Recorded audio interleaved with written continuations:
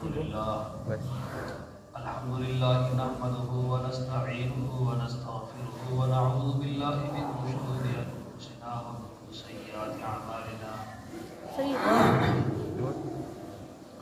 من يهده الله فلا مضل له ومن يضلل فلا هادي له ونشهد أن لا إله إلا الله وحده لا شريك له ونشهد أن سيدنا مولانا محمدا عبده ورسوله أعوذ بالله من الشيطان الرجيم بسم الله الرحمن الرحيم يا أيها الذين آمنوا أطيعوا الله وأطيعوا الرسول وأولي الأمر منكم قال الله تبارك وتعالى في مقام آخر لقد كان لكم في رسول الله أسوة حسنة وقال النبي صلى الله عليه وسلم خيركم من لم يدع آخرته لدنياه ولدنياه لآخرته أو كما قال عليه الصلاة والسلام صدق الله مولانا العظيم وصدق رسوله النبي الكريم ونحن على ذلك لمن الشاهدين والشاكرين والحمد لله رب العالمين اللهم صل على محمد وعلى آل محمد كما صليت على إبراهيم وعلى آل إبراهيم إنك حميد مجيد اللهم بارك على محمد وعلى آل محمد كما باركت على إبراهيم وعلى آل إبراهيم إنك حميد مجيد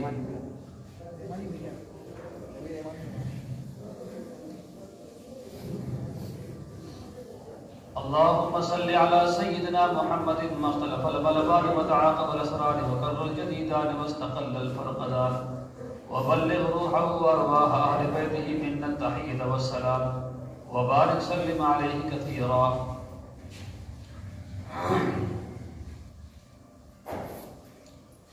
گرامی قدر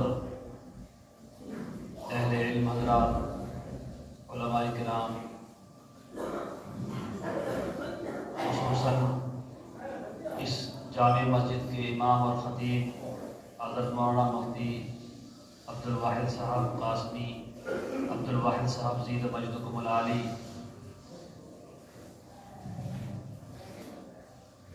جنہوں نے مجھے آج اس عظیم الشان مسجد میں آنے کی دعوت دی، ان کی دعوت پر حاضری کا شرف حاصل ہوا ہے۔ اللہ رب العالمین یہاں آنے کو اور مل کر بیٹھنے کو قبول فرمائے۔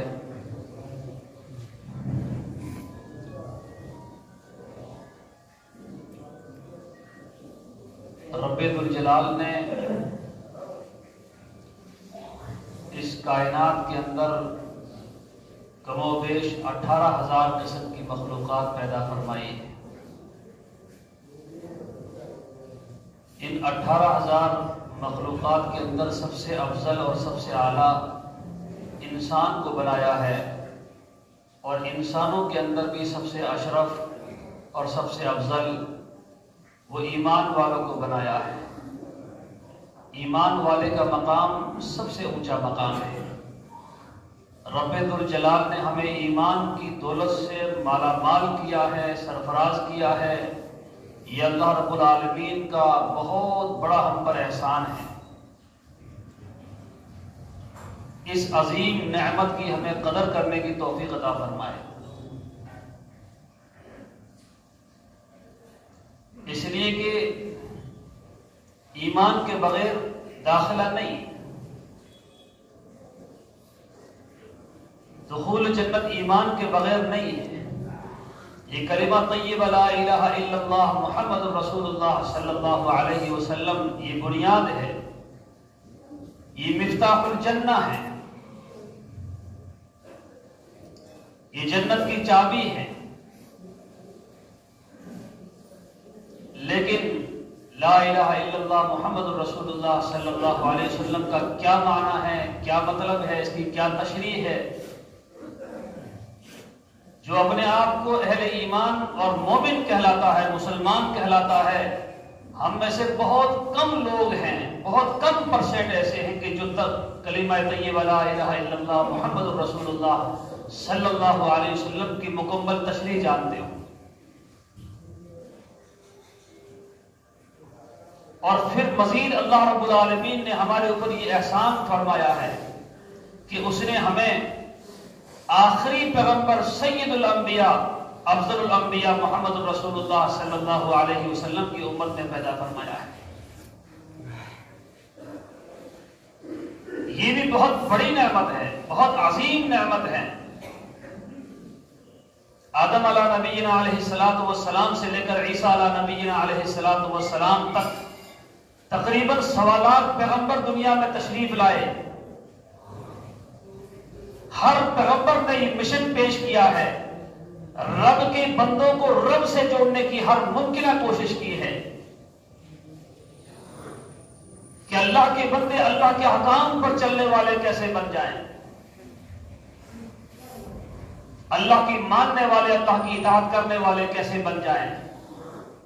یہ بھاگ دوڑ، یہ محنت، یہ مدارس، یہ مکاتب، یہ تنظیم و جماعت، ان تمام کی دینی اداروں کی کوششیں یہی ہیں کہ رب کے بندے، رحمان کے بندے رحمان سے جڑ جائیں، اپنے رب کو راضی کرنے والے ہو جائیں۔ میں عرض ہی کر رہا تھا کہ اللہ رب العالمین نے ہمیں سید الانبیاء صلی اللہ علیہ وسلم کی امت میں پیدا فرمایا ہے، یہ ہمارے لیے بہت بڑی فضیلت کی چیز ہے۔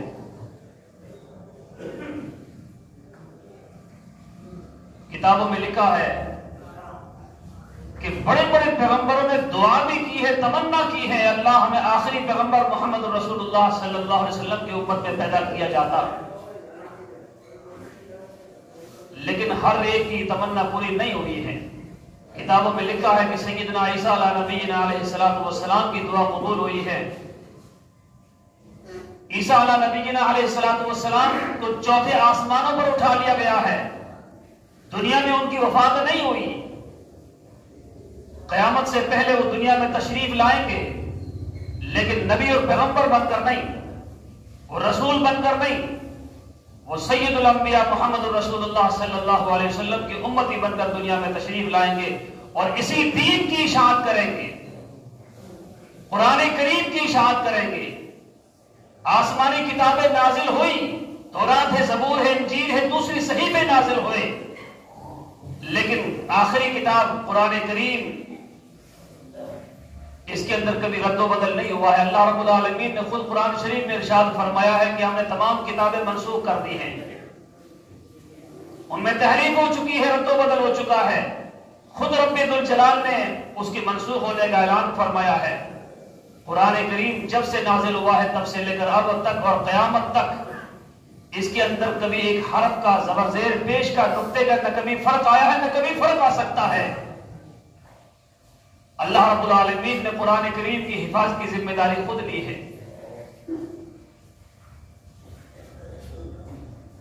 بنی اسرائیل کی کتابوں کے اندر ایک واقعہ لکھا ہے حضرت دانیال علیہ الصلوۃ والسلام کا۔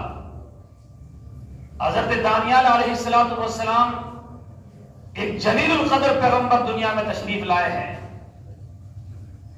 ابراہیم علیہ الصلوۃ والسلام کے 2 بیٹے ہوئے، ایک کا نام اسحاق علیہ الصلوۃ والسلام اور ایک کا نام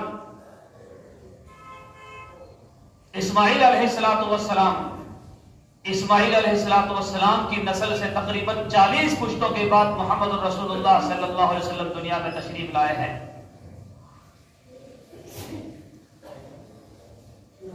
رسول اللہ صلی اللہ علیہ وسلم نے اپنا نسب نامہ بھی بیان کیا ہے اور فرمایا کہ عدنان تک میرا نسب نامہ بالکل صحیح ہے۔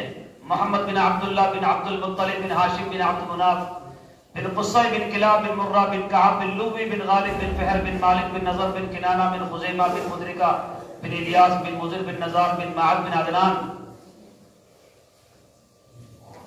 اور دوسرے بیٹے اسحاق علیہ الصلوۃ والسلام، یہ بھی نبی اور پیغمبر ہیں۔ ان کے بیٹے یعقوب علیہ الصلوۃ والسلام یہ بھی نبی ہیں، اور ان کے بیٹے یوسف علیہ الصلوۃ والسلام یہ بھی نبی ہیں۔ بنی اسرائیل اسحاق علیہ الصلوۃ والسلام، یعقوب علیہ الصلوۃ والسلام کی نسل سے ہیں۔ تقریباً 4,500 سے بھی زائد پیغمبر دنیا میں تشریف لائے ہیں۔ دانیال علیہ الصلوۃ والسلام بھی انہی میں سے ہیں۔ انہوں نے بھی حق کا بول بالا کیا، جس کے نتیجے میں اس زمانے کے لوگوں نے ان کو قید خانے میں ڈال دیا ہے، پریشان کیا۔ جس نے بھی حق کا بول بالا کیا تو قربانیاں دینی پڑی ہیں۔ الحق مر، حق تو کڑوا ہوتا ہے، انسان کو تکلیف ہوتی ہے۔ جس نے بھی حق کا پرچم لہرایا ہے اور حق کی آواز بلند کی ہے، حق کے ساتھ کھڑا ہوا ہے، اس کو قربانیاں دینی پڑی ہیں۔ لیکن جس نے جتنی قربانیاں دی ہیں، اللہ رب العالمین نے ان کے مقام کو اتنا ہی بلند کیا ہے۔ خود سید الکائنات صلی اللہ علیہ وسلم ارشاد فرماتے ہیں، جتنے پیغمبر دنیا میں تشریف لائے ہیں، ہر ایک نے قربانی دی ہے، ہر ایک نے مشقتیں اٹھائی ہیں۔ آگ میں ڈالا گیا نبیوں کو، آرو سے چیرا بھی گیا ہے،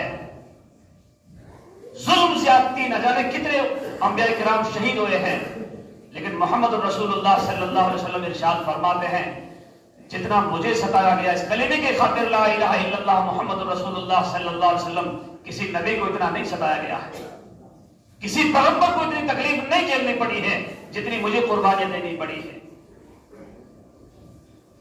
اس پیغمبر کی ہم امتی ہیں، اور ایک طرف حدیث قدسی ہے۔ حدیث قدسی کا مطلب یہ ہوتا ہے کہ اللہ رب العالمین کا ارشاد ہے بزبان رسول اللہ صلی اللہ علیہ وسلم، افضل الانبیاء محمد رسول اللہ صلی اللہ علیہ وسلم ارشاد فرماتے ہیں کہ اللہ رب العالمین نے ارشاد فرمایا ہے کہ اگر مجھے اس کائنات کے اندر اپنے حبیب محمد رسول اللہ صلی اللہ علیہ وسلم کو دنیا کے اندر مبعوث کرنے کا ارادہ نہ ہوتا، اس کائنات میں بھیجنے کا ارادہ نہ ہوتا، تو نہ زمین ہوتی، نہ آسمان، نہ چاند ستارے، نہ کہکشاں، یہ کچھ بھی نہیں ہوتا۔ یہ دنیا اور دنیا کی تمام نعمتیں سرکار دو عالم تاجدار مدینہ محمد رسول اللہ صلی اللہ علیہ وسلم کے صدقے اور توفیق میں ہے۔ جنت اور جنت کی تمام نعمتیں یہ محمد رسول اللہ صلی اللہ علیہ وسلم کی صدقہ توفیق میں ہے۔ آپ کا مقام اتنا اونچا ہے، اتنا بلند ہے، لیکن جس کا مقام جتنا بلند ہوتا ہے اس کے ساتھ آزمائش بھی آتی ہے، قربانیاں بھی دینی پڑتی ہیں۔ اس امت کا مقام بھی اتنا اونچا ہے، اس امت کے ساتھ بھی یہی مسئلہ ہے۔ اب کوئی پیغمبر اور نبی آنے والے نہیں۔ میں عرض کر رہا دانیال علیہ السلام کا واقعہ۔ دانیال علیہ السلام کو جیل خانے میں ڈال دیا، قید خانے میں ڈال دیا، زمانہ گزرتا گیا، تکلیفیں برداشت کی، آخر ان کا جنازہ وہیں سے اٹھا ہے۔ قبیلے کے چند لوگ چاہنے والے تھے ان کو لے کر چلے گئے، لیکن دنیا سے پردہ کرنے سے کچھ پہلے انہوں نے 2 گنا نماز پڑھ کر جو دعا مانگی ہے وہ توجہ کے ساتھ سننے کی ہے۔ اس پیغمبر نے، اس جلیل القدر نبی نے دعا یہ مانگی، اے اللہ میرا آخری وقت آ چکا ہے، میں نے صحیفے پڑھے ہیں، میں نے تورات پڑھی ہیں، میں نے زبور کا مطالعہ کیا ہے۔ ہر پیغمبر نے تمنا کی ہے آخری پیغمبر محمد صلی اللہ علیہ وسلم کی امت کی زیارت کیا صلی اللہ علیہ وسلم کی، لیکن میری زیارت نہیں ہو سکی ہے۔ میری تمنا ہے، ایک دعا ہے، التجا ہے، وہ یہ ہے کہ کم سے کم میری تدفین اور تکفین محمد رسول اللہ صلی اللہ علیہ وسلم کی امت کے ہاتھوں اور آپ کے صحابہ کے ہاتھوں عمل میں آ جائے۔ جنہوں نے آپ کو دیکھا اور آپ کے ہاتھ پر بیعت کی ہیں اور آپ کے صحابہ ہیں ان کے ہاتھوں عمل میں آ جائے، میری یہ التجا ہے، دعا ہے۔ اللہ رب العالمین نے دعا قبول فرمائی۔ چند قبیلے کے لوگوں نے ان کو تابوت کے اندر محفوظ کر دیا، زمانہ گزرتا گیا، 1 صدی 2 صدی 8 صدیاں گزر گئی۔ 800 سال کے بعد کسی کو معلوم نہیں ہے، چند قبیلے کو لوگ جاننے والے ہیں کہ دانیال علیہ السلام ہی نبی ہے، پیغمبر ہے، جن کا یہ تابوت رکھا ہوا ہے، لوگ زیارت کرتے تھے ان کی، لیکن ہر کس و ناکس کو معلوم نہیں تھا۔ لیکن محمد رسول اللہ صلی اللہ علیہ وسلم مکہ المکرمہ سے مدینہ شریف تشریف لے گئے۔ چند صحابہ آپ کے سامنے ہیں، آپ نے اپنے صحابہ سے مشورہ، صحابہ سے فرمایا، میرے صحابہ مجھے اللہ کی طرف سے یہ معلوم ہوا ہے کہ ایک پیغمبر جن کا نام دانیال علیہ السلام ہے اور انہوں نے یہ دعا مانگی ہے، ایسی قربانیاں دی ہیں، اس طرح ان کا انتقال ہوا ہے، دنیا سے پردہ فرمایا ہے اور آج تک ان کا تابوت اس طرح رکھا ہوا ہے۔ اللہ نے ان کی دعا قبول فرما لی ہے۔ یہ میرے صحابہ تم میں سے کوئی ملک شام کا اگر سفر کرے تو ان کی تدفین کر دینا۔ آج تک ان کی تدفین نہیں ہوئی ہے۔ صحابہ نے پوچھا یا رسول اللہ صلی اللہ علیہ وسلم وہ کہاں ہیں؟ ان کا مکمل پتہ اور ایڈریس کیا ہے؟ آپ نے ارشاد فرمایا ہے اللہ کی طرف سے مجھے اتنا ہی معلوم ہوا ہے۔ وہاں تک کوئی نہ کوئی رہبری کرے گا، رہبری بہت مشکل ہے، لیکن آپ نے فرمایا کہ جو رہبری کر دے وہاں تک پہنچا دے، میری طرف سے جنت کی بشارت سنا دینا ان کو۔ کل قیامت کے دن حشر کے میدان میں میں ان کے لیے جنت کی سفارش کروں گا۔ سید الانبیاء محمد رسول اللہ صلی اللہ علیہ وسلم ان کے لیے سفارش کریں گے۔ بڑی ان کے لیے خوشخبری اور بشارت تھی۔ صحابہ کو یہ بات یاد رہی، زمانہ گزرتا گیا، سرکار دو عالم صلی اللہ تعالی علیہ وسلم نے پردہ فرما لیا، خلفائے راشدین کا زمانہ آیا۔ 2-3 صحابی اسی مجلس کے ملک شام کا سفر کر رہے ہیں۔ دوران سفر ایک آدمی سے ملاقات ہوئی، یہودی سے بات چیت ہوئی، انہوں نے مدینہ شریف کے احوال بتلائے، جنت کی تذکرے کیے، آپ کی حدیث قرآن کریم کی آیتیں پڑھ کر سنائی، آپ کی سیرت بیان کی، اس نے بھی اپنے احوال بتلائے۔ یہودی عربی کا بڑا ماہر اتنا متاثر ہوا اور متاثر ہو کر کہنے لگا کہ میں بھی نبی کو مانتا ہوں جن کا نام دانیال علیہ السلام ہے۔ جیسے ہی جملہ بولا صحابہ کو باتیں سارے یاد آ گئی۔ صحابہ نے فرمایا کہ دانیال علیہ السلام کو آپ مانتے ہیں؟ ان کی آج تک تدفین نہیں ہوئی ہے، تابوت محفوظ ہے، ان کا انتقال اس طرح ہوا ہے، جو پیشن گوئیاں تھی آپ نے فرمائی۔ صحابہ نے پوری جو کہ تم منو عنہ نقل کر دی۔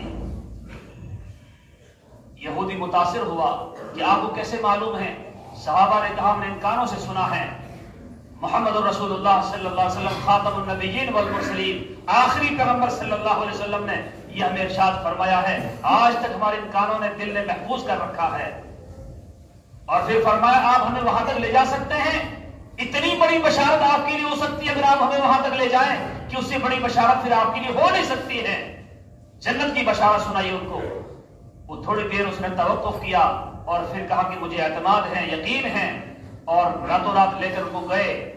ایک کمرے کے اندر محفوظ تابوت کھول کر دیکھا، ایسا مبارک اور نورانی چہرہ جیسا آرام فرما رہے ہوں، داڑھی کے چند بال جھڑ کر سینے پر گرے ہوئے تھے، اس سے زائد کوئی تبدیلی نہیں، اور ایسی خوشبو کہ پورا علاقہ معطر ہو گیا ہے۔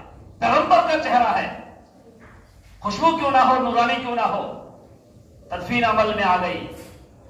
عرض کرنے کا منشا یہ ہے اس واقعے کو سنا کر کے کہ اللہ رب العالمین نے ہمیں سید الکائنات محمد رسول اللہ صلی اللہ علیہ وسلم کی امت میں پیدا فرمایا ہے۔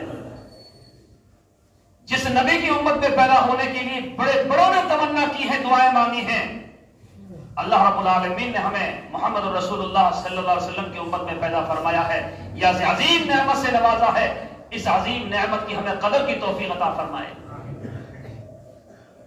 لیکن آپ کا فرمان کیا ہے، آپ کا پیغام کیا ہے؟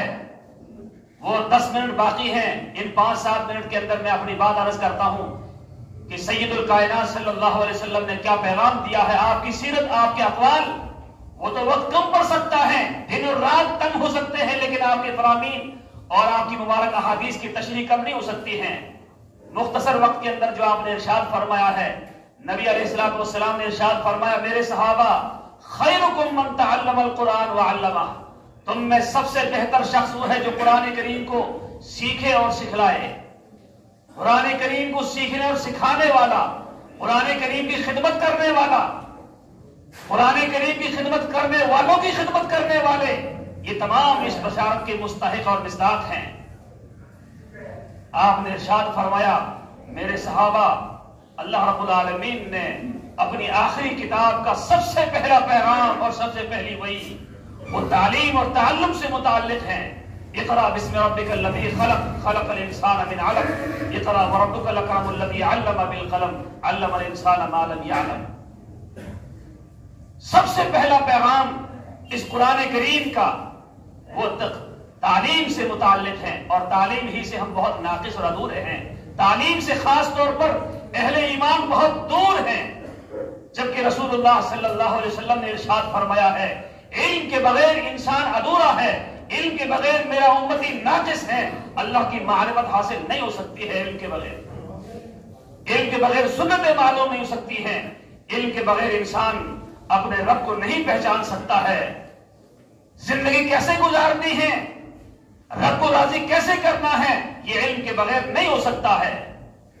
اسی بنا پر رسول اللہ صلی اللہ علیہ وسلم نے ایک موقع پر ارشاد فرمایا ہے میرے सहाबा जब ईमान वाला हज के लिए जाता है और उस मौके पर जो भी दुआ मांगता है बैतुल्लाह शरीफ की नजर पड़ते ही पहली दुआ जो भी मांगता है दुआ कबूल होती, रद्द नहीं होती है पहली नजर पर। ये सहाबा को बात याद रही। रसूलुल्लाह सल्लल्लाहु अलैहि वसल्लम मदीना शरीफ में तशरीफ फरमा है और सहाबा आपके साथ हैं, सफर कर रहे हैं, मक्कातुल मुकर्रमा का हरम शरीफ में दाखिल हो रहे हैं।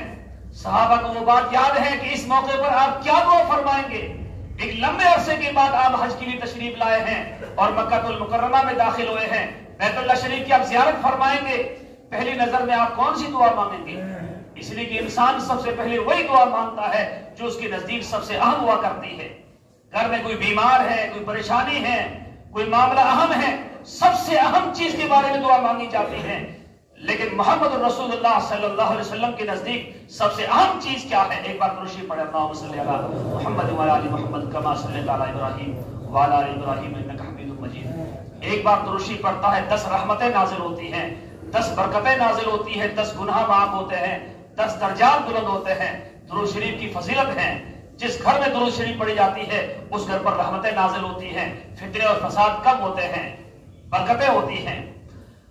बहरहाल रसूलुल्लाह सल्लल्लाहु अलैहि वसल्लम ने जो दुआ मांगी उस मौके पर सहाबा मुंतजिर हैं, आपके लबे मुबारक हिले तो हम देखें क्या दुआ फरमाते हैं। आपने दुआ फरमाई अल्लाहुम्मा रब्बना ज़िदना इल्मा, रब्बि ज़िदनी इल्मा, या अल्लाह मेरे इल्म में इजाफा फरमा।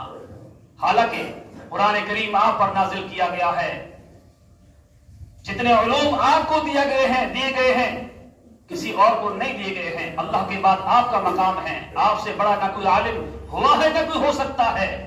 इतना इल्म अल्लाह ने आपको अता फरमाया है, उसके बावजूद इल्म में इजाफे की दुआ मांग करके दर हकीकत अपनी उम्मत को दर्स देना चाहते हैं कि मेरे सहाबा सुनने वाले ये पैगाम आगे पहुंचाएंगे, किताबों के अंदर महफूज है और क़यामत तक ये पैगाम पहुंचता जाएगा कि सय्यदुल अंबिया सल्लल्लाहु अलैहि वसल्लम ने अपनी उम्मत को इल्म की तहसील का दर्स दिया है कि मेरी उम्मत के अंदर इल्म कैसे आए।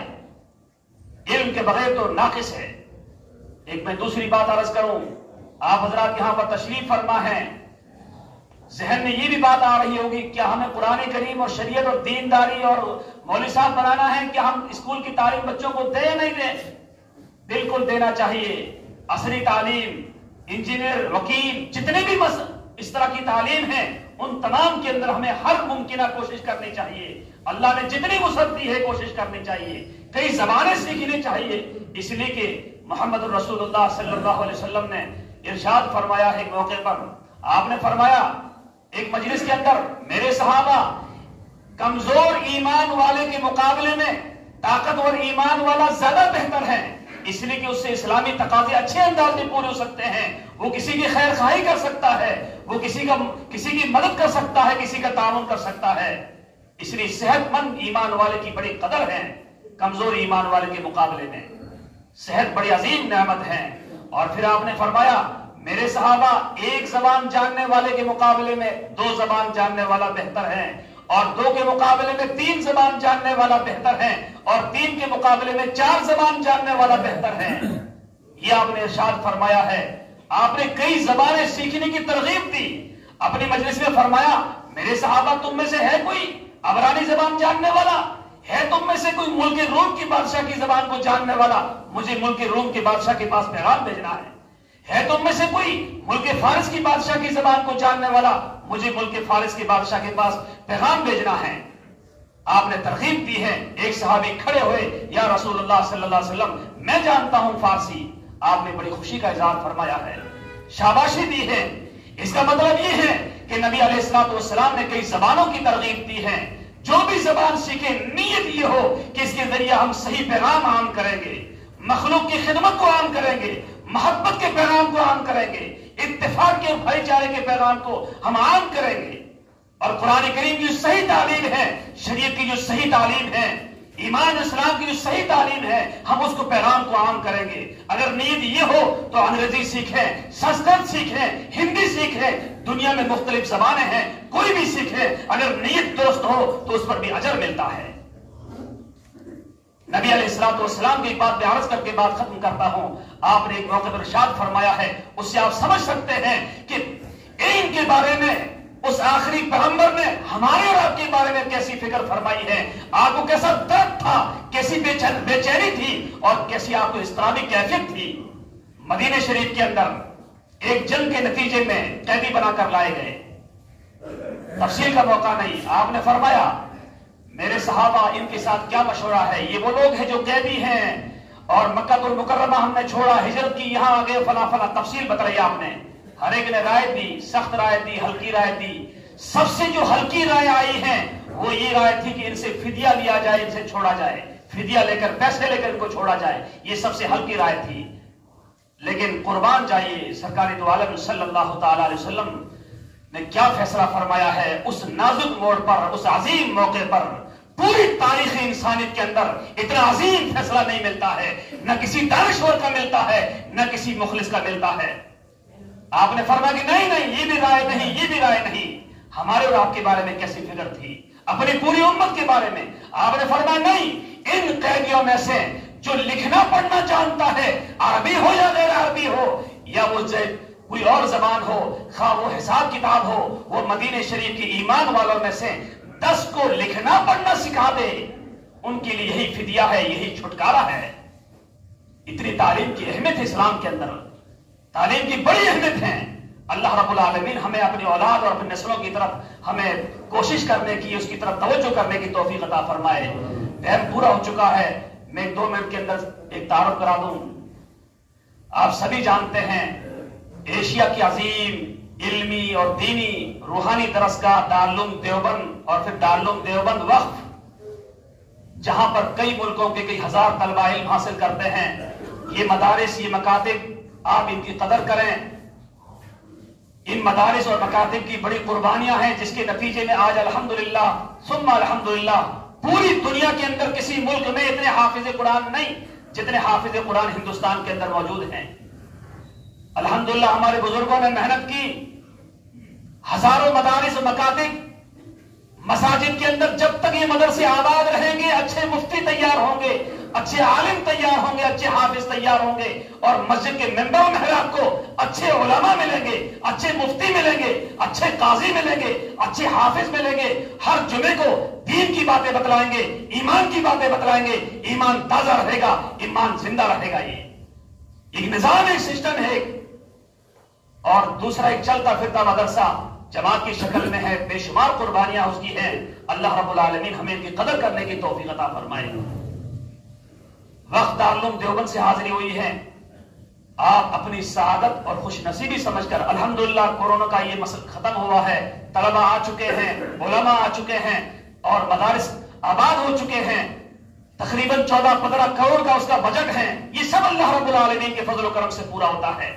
ईमान वालों के जज्बात और उनके साथ हिम्मत, अल्लाह रब्बुल आलमीन ने ये ईमान वालों को जज्बा दिया है। जब भी ऐसा तकाजा आता है, खड़े होते हैं, अपने जज्बात का इजहार करते हैं। अल्लाह रब्बुल आलमीन हमारे अतिया को बेहद हिसाब कबूल फरमाए।